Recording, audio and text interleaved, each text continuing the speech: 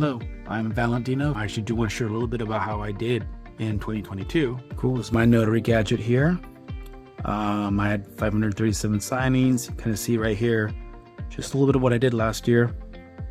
Prior to being a loan signing agent, I was a director of security, and I really dove into loan signings about mid-2020. After the shutdown, I wasn't laid off or anything, but I just didn't have a whole lot to do and started taking signings in the evening. And after a while, I started to realize that I was making more money, even from signing service companies, part-time than I was making an entire day as a security director. So after about 3 months in, I actually just decided to make the dive and just do it full-time. The loan signing system really helped me just accomplish a lot. As a single parent with my teenage child, I was able to just be able to be there for him with the flexibility of the schedule that's there. And then loan signing system itself, I was able to learn how to do a error-free signing.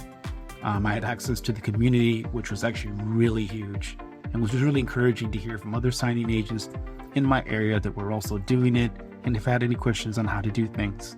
So if you're on the fence about, trying out the loan signing system, I'd say go for it.